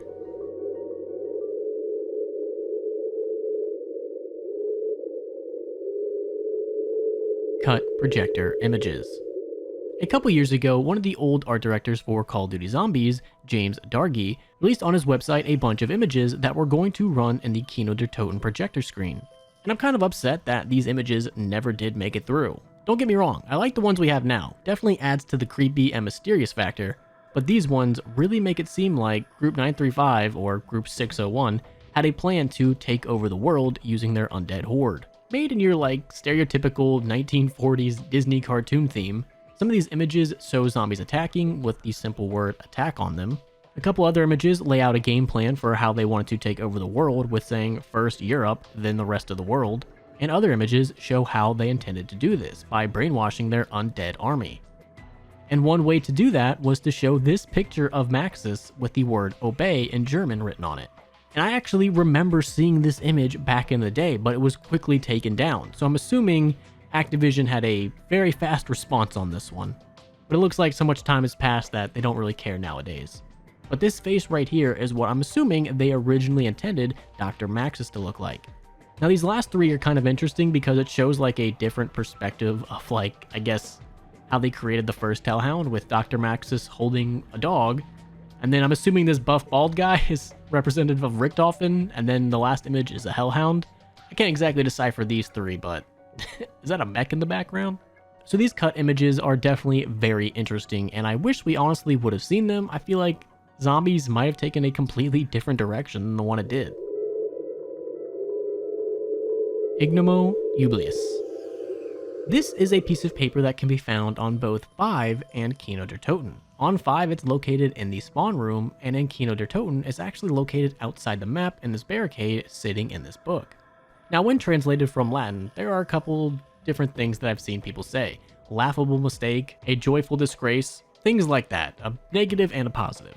And I've also seen people say that this is not proper Latin, that this is actually misspelled. But even with all that, what exactly does this mean? What's the meaning behind this? Why would they just put a random piece of paper that seemingly doesn't mean anything on both of these maps? Well, I actually came across a video that had a very interesting theory.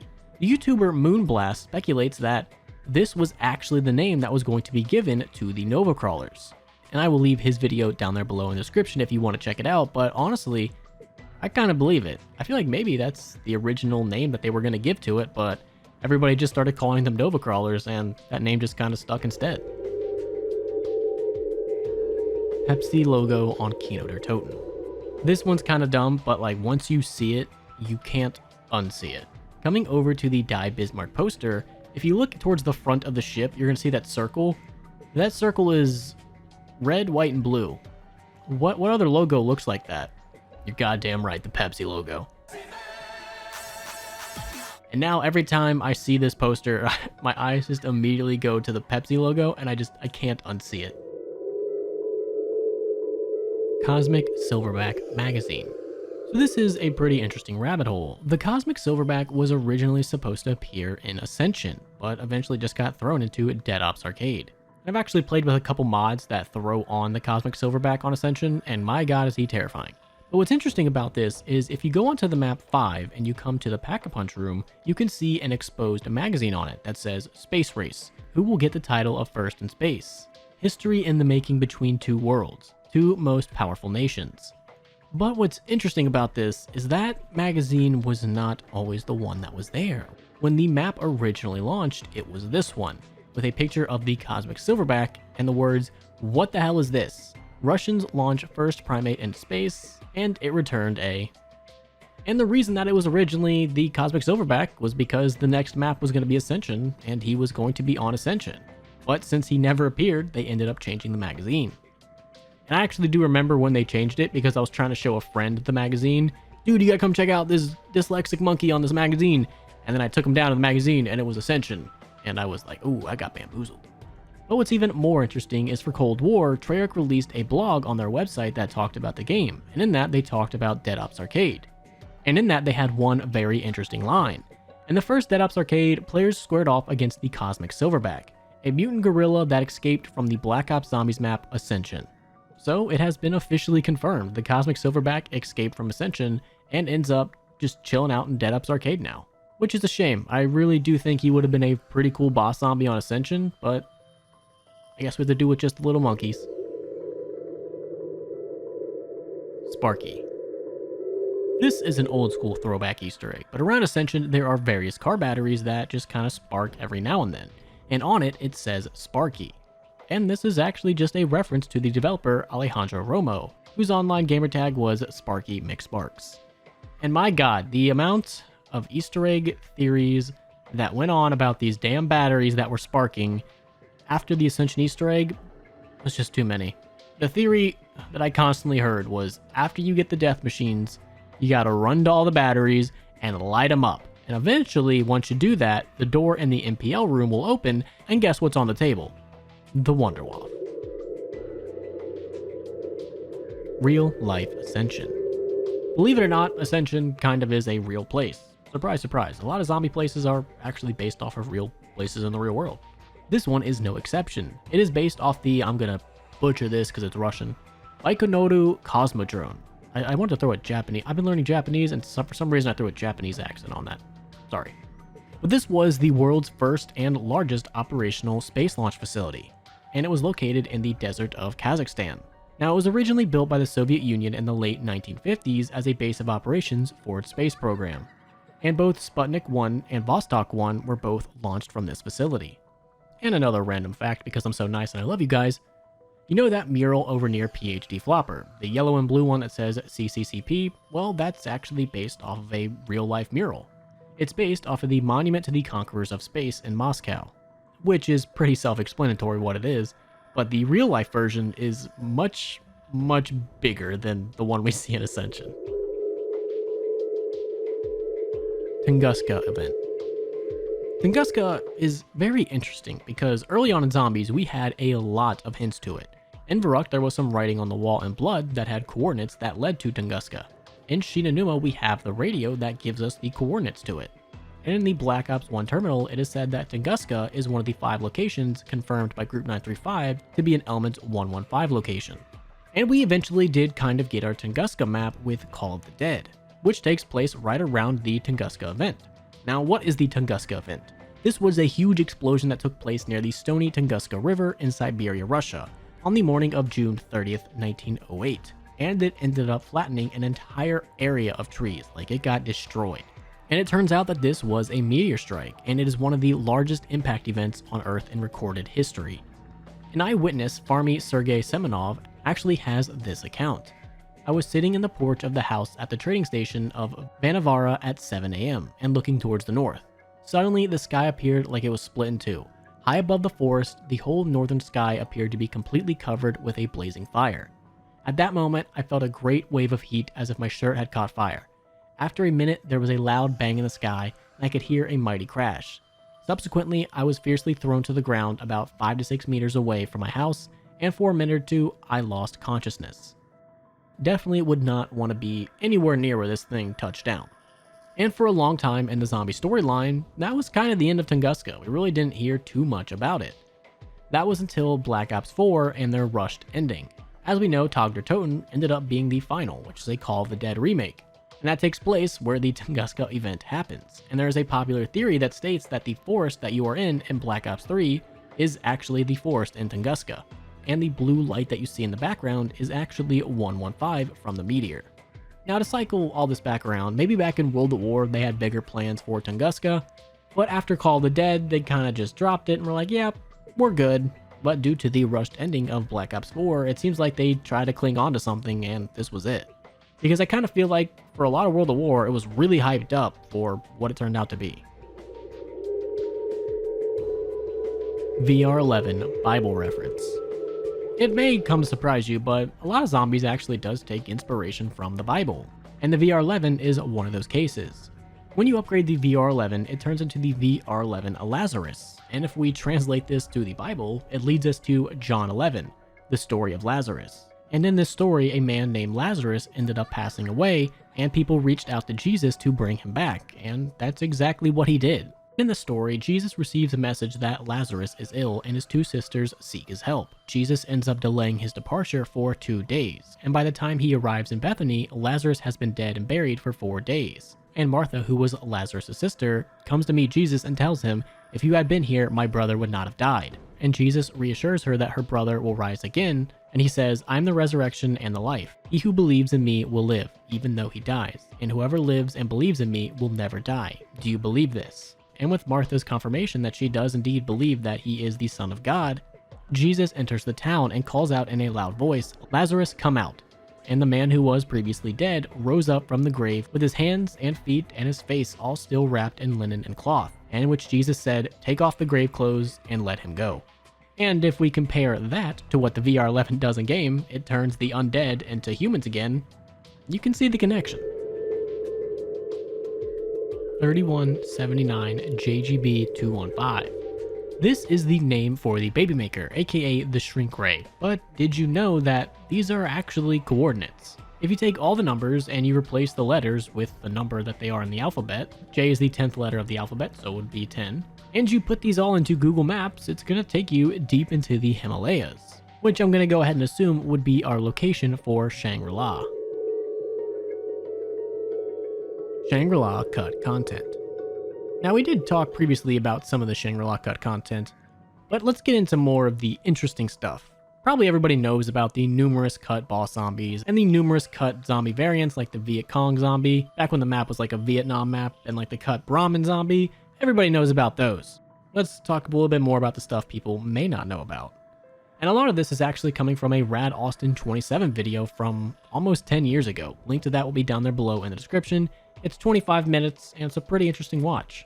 But a couple things that I did learn is that, you know, the meteorite that you pick up and the Easter egg? Well, The name in the files for that is Anti-115. Now, whether they were planning to do a lot more with this, or that was just a tongue-in-cheek name, I'll never know, but naming it Anti-115, that's gotta mean something, right? And another interesting name is going to be Brock's last name. In the files, he is referred to as Brock Russman. Now, this never ended up going anywhere, but it's still interesting nonetheless. I mean, how common is the name Russman? Not very, so they must have deliberately named him Russman and then introduced a character named Russman. Why? I don't know, but there's gotta be a connection. Now, they also ended up cutting a couple guns. The weapon that they cut was the blow dart gun, or just the blowgun as it's called in the files. But I'm assuming it would have behaved very similar to like a blow dart gun. Come on, that would have been freaking awesome. They also were planning to have the weapon locker. You know, the one from like Transit and Die Rise where you can put your weapon in and take it out later. They pretty much had that made for Shangri-La, but never ended up doing anything with it. Which just really irks me. Like, with all this cool stuff that they were planning to add to Shangri-La, it would have been such a better map. Also, the waterfall was actually planned on being a real trap, and not just knocking over zombies, but actually injuring them as well. And this got cut pretty late, it seems, because in the trailer, you can't see it as a trap. Another thing that was cut is something called a power cell, which would have glowed around the map and you would have been able to pick it up and take it to Pack-a-Punch. Maybe this was a way to turn on Pack-a-Punch before you had to do the whole stand on the tiles, but they were experimenting around with a power cell. There was also some teleporters that were planned to be in Shangri-La, and probably one of the more interesting things is a Monkey Swarm power-up drop. And this drop, once gotten, would have gotten rid of all of the zombies and replaced them with monkeys. But apparently they were just having too much trouble getting this to work, so they had to end up axing it. Which really sucks, because that would have been freaking awesome. Like, all the zombies just like disappear, and now you have just like a million monkeys swarming the map. I just think that if they could create the Shangri-La that they were wanting to create, I think Shangri-La would have been one of the GOATs. And it's just such a shame. NASA Moon Image AS11 385564. So in real life, there are many conspiracy theories involving the moon. That we never landed on the moon, that the moon's not real, it's made of cheese. There are ancient alien structures on the moon. There are ancient civilizations that have visited the moon. And one of them that makes a lot of people believe that there are structures on the moon is this NASA image. When you look at it, it definitely looks like there is some pyramid-like structure on the moon. Now, this could have been the inspiration for the pyramid that we do see on Moon, but what I found interesting is the loading screen image for Moon also has a pyramid on what appears to be the surface. We do know that Treyarch has taken ideas from conspiracy theories in the past, and I wouldn't say it's too far-fetched that this image inspired a lot of what we see on the map of Moon. Moon takes place during Pangea. This theory I 100% subscribe to, and it's very, very complicated because it never got fully fleshed out, because Jimmy Zielinski got swapped out for Jason Blundell, so we really never got to see a conclusion to this theory. Now, for this theory though, I want you to forget everything from the Blundell verse. We're only talking about the Zielinski verse, so everything after Origins and Mob of the Dead, just completely forget. Forget Black Ops 3, forget the official timeline, Black Ops 4, all that stuff. We're just focusing on everything up until Buried. Now, to start this off, Buried and Moon have a lot of connections. Not only in the first couple seconds of the Buried intro can we hear the loading screen for Moon, but the real-world inspirations for both of them are located right next to each other. We talked about them previously. Moon's Biodome and Buried's Maze are located at the same spot. And what's interesting about this is in a Glitching Queen video, Zielinski says this: maybe, just maybe, these locations are not just close IRL.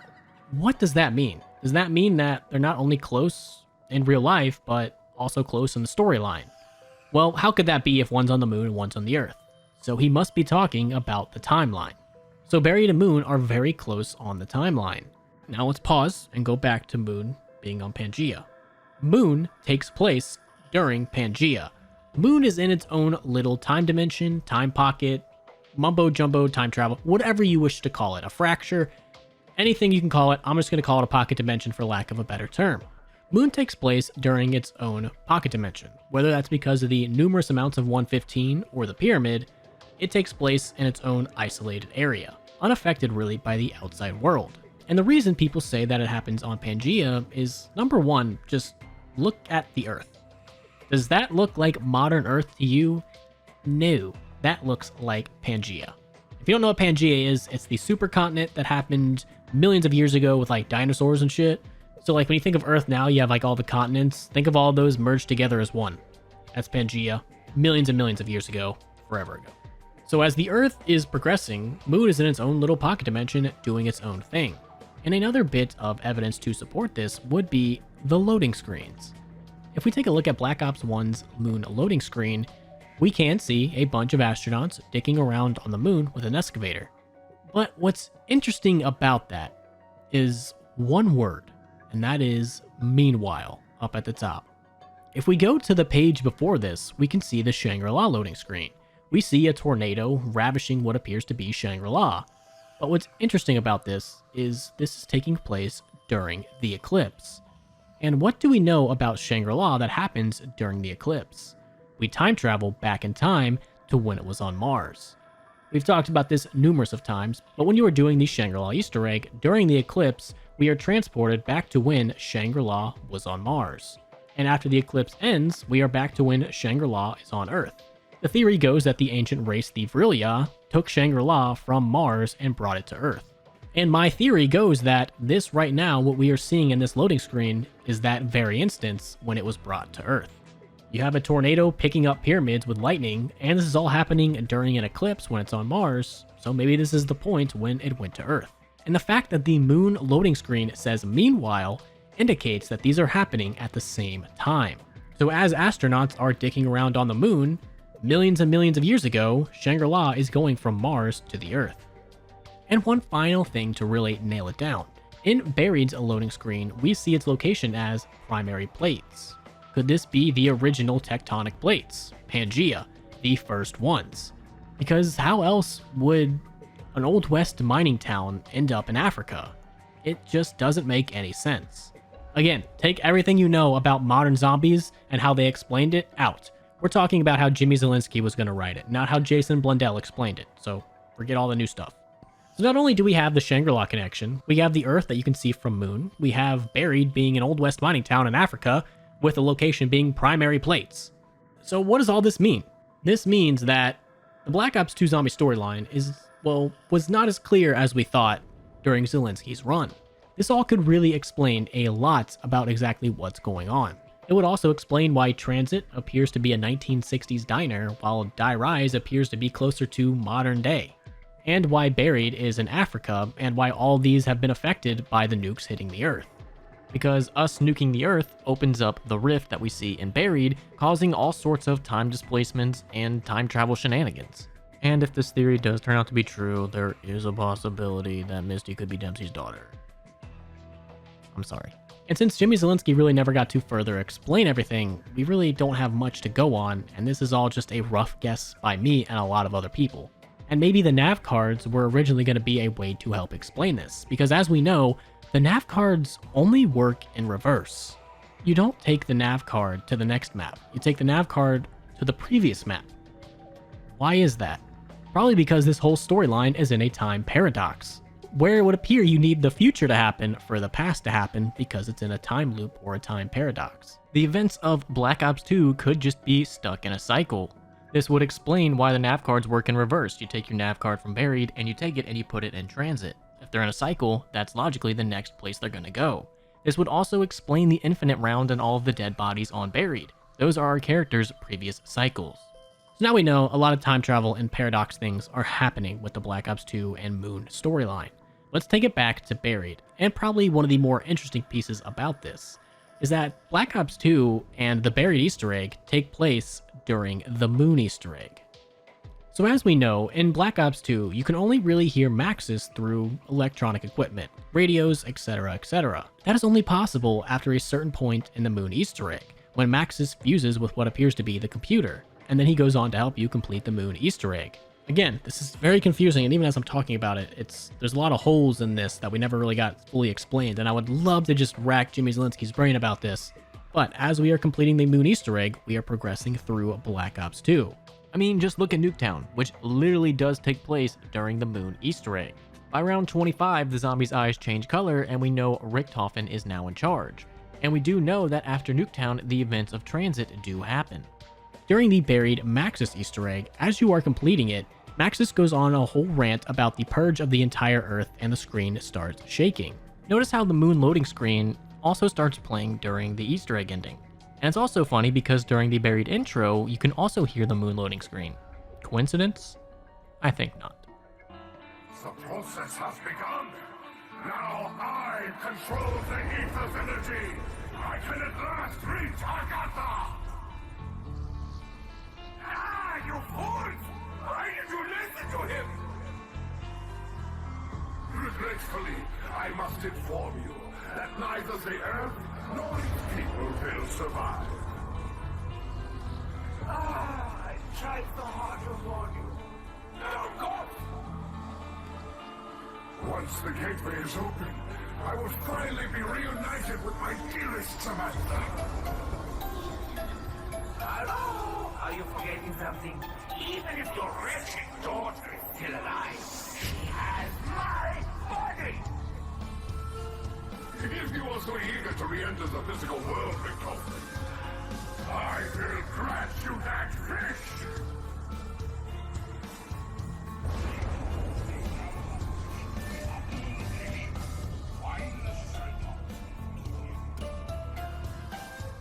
This is the moment that the rockets have made their impact on the Earth.